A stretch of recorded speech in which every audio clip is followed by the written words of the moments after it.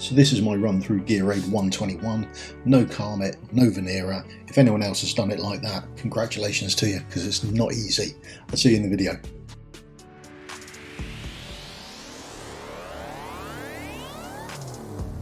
Hello and welcome, I'm Mystical, this is Mystical Gaming. We're back into Watcher of Realms and we're now going through GR1-21. Enjoy the run. So we're using Demi, she's there not for anti-healing. We're using Lasseer as we did in the last video, and we've speed-tuned him. We've tweaked him a little bit. We'll have a look at him at the end. We're using Demi. Now she is there not just as DPS, but she's also given us our Cultist Lord skill. So if you're doing AoE DPS, Cultist is a very good way to go, and she's there giving us a Lord skill.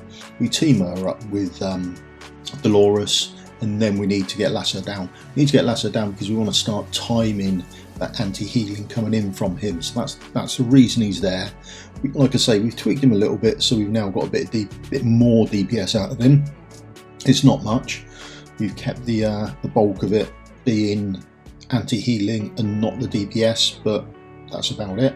Now we're just waiting for the rage to come up, and we can coins to come up, and then we can get Abyzou down. Abyzou, I think, is an absolutely brilliant champion. She really was a good addition to the game.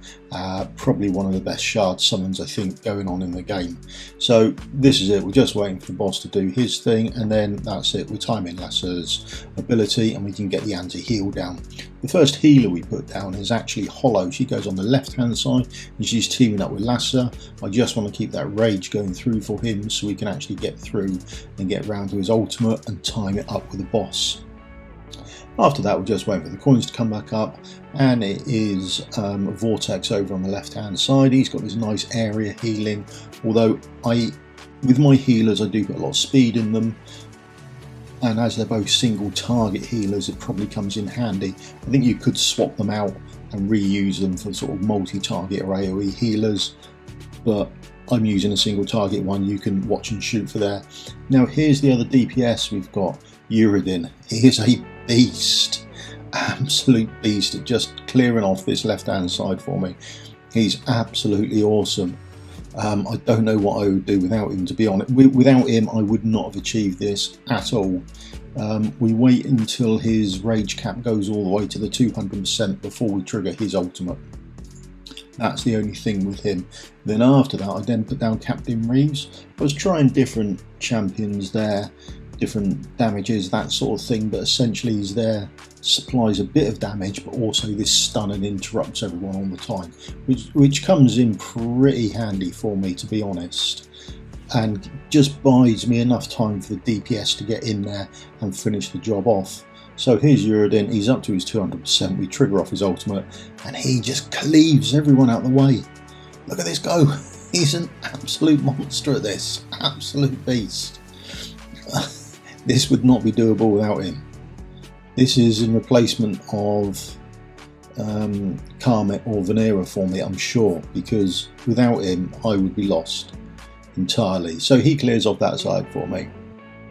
And then Dolores I just time with Demi's ultimate.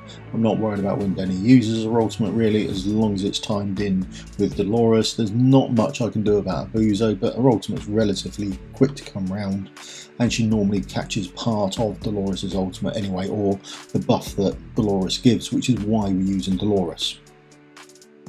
Now it's just a matter of clearing off some ads before we wait for the next wave, and this is where the game starts to get harder. I think there's a distinct markup between 19 to 20 and 20 to 21. The jump is quite severe. I did 20 without too many issues, but 21, it's taken me a good day and a half to actually get gear and champions and sort out what I want to do with getting things sorted and getting this down. I mean, this is, I think, the most gear intensive fight out of the 3 gear raids that I've had to do, by quite some margin, to be honest. I really have had to move a lot of gear around just to make this doable. I think you need a lot of AoE DPS, and it needs to be quick and heavy to get it done and dusted before the boss and the wall comes down. It really is quite severe, to be honest. I know a lot of people have been having a lot of luck with Mary on the left hand side. I mean, I've used Captain Reeves to stun and slow people down, but I think people have been using Mary on the left hand side, and she's been providing that defense down debuff on the mobs as well, so your DPS can do a bit more damage on them. I think if you did that, you'd have to build her like I've built Lasseer. You'd have to build her a bit tanky, so she's got some resistance in there, or some health or defense in there, because she's going to take damage from the mobs as well, being that close to the edge. So if you're going that route, go for it, but I think you're going to have to make her a little bit tanky to get over it.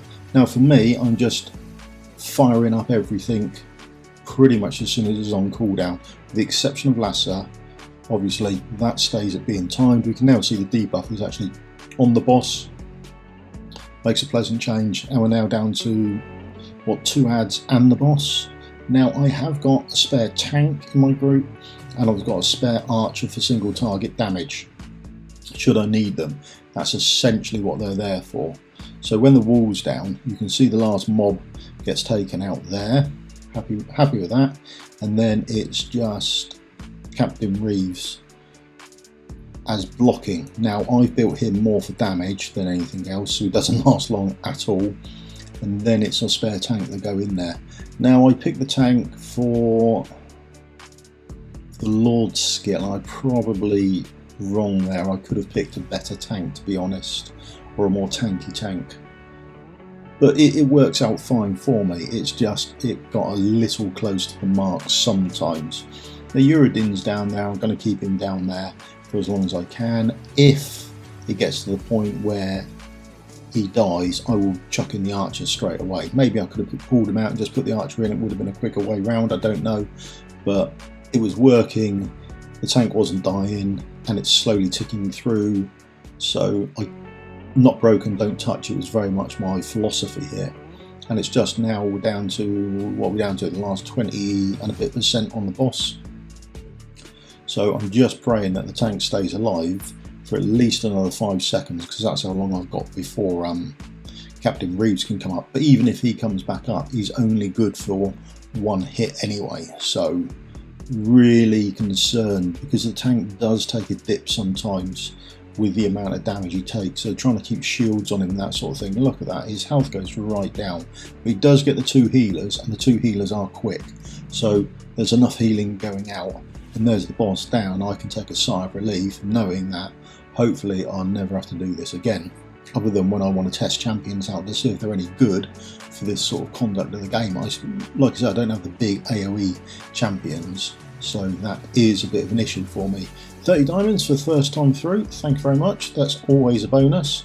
I think it's a little shy on the reward front, to be honest. I think I should have had a bigger reward, because it wasn't easy, and it took me more than 30 diamonds worth of swapping gear around, I feel, than the reward was worth. And the gear's terrible as well, so beggars can't be choosers, I suppose, but it's done and out of the way, and I can go on now and start doing other parts of the game, knowing that I've now done gear raids 1, 2 and 3, all stages 21 now, so we can happily make up guides as and when we get people to fit in with various teams and various tactics that we see about. So hopefully we'll be able to have that come out at some point as well.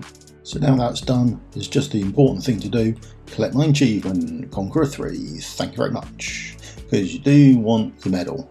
Well, I want my medal. I'm happy I've done it, I'm pleased I've done it. We can start pushing on with gear dungeons now and seeing how far down those we can get. I think to date that was the hardest bit of content I've done. So let's have a quick look. There's the achievement, there's the battle. Oh, happy days. Get a crystal for it as well, so we can do a bit of a summon one day, and hopefully that'll be the luckiest crystal in the world, and we get someone absolutely brilliant. Odds are against it. There's the medal, thank you very much. Right, let's go and have a look at the champions, see how they look. So here he is, here's Uredin. He was an absolute beast for me. And he's in maybe the best gear I've got on the account. Full Soulbound Arcana and a fully rolled up Wailing Skull for him as the artifact. And then we used Demi. She was there, fully rolled up, maxed out Unfortunate Skull. And then she's in Infernal Roar set. She's not actually crit cap, so that's a little bit low. There would be improvements to be had there. She's in crit damage, attack percent and attack percent. That's the same for Uredin as well. Sorry, forgot to show that. Next DPS was Abyzou. She was available through a Shard Summon event. If you got her, congratulations. She's absolutely awesome. She's in Infernal Roar as well, and she's going attack, crit damage and attack. And that's pretty much how I generally keep my my fighters. She's on Tier of Twilight, but with only at 22 because I never get them. Doesn't matter how many I roll, I just don't get them on this account. I'm sure other people have got loads of them, but I get none. Now, the other person we used was Lasseer, but again, we've changed him up a little bit. Remember yesterday, or the previous video, we said that that was probably a better artifact for him, so he's in that. He's still in the Warlord piece, but we have actually changed up his attack. So he's got HP still, but it's a slightly better piece. I think I've sorted the piece around, so he has still got rage regen on it.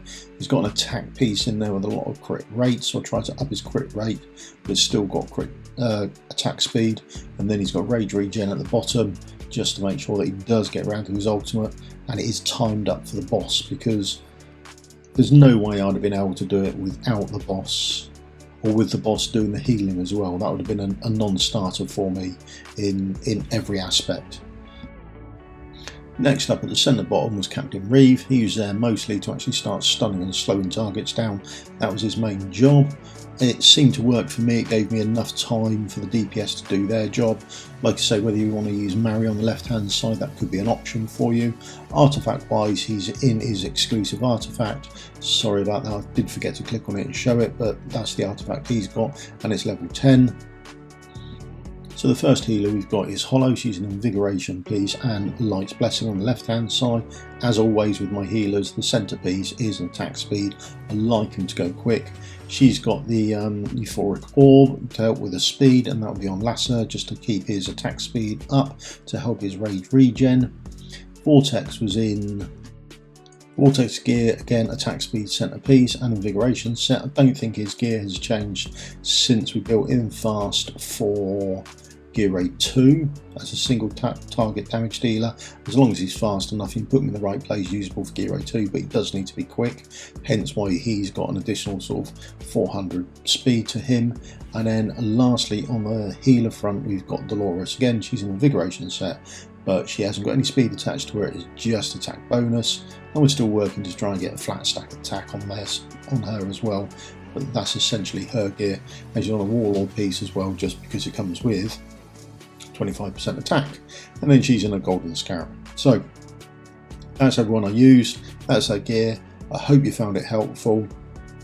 If you've got any problems or any tips, please put them down in the comments below. If you found the video useful, please give me a help out and give me a thumbs up, like and subscribe. That would be brilliant, and I'll see you all in the video again soon. Cheers for your time.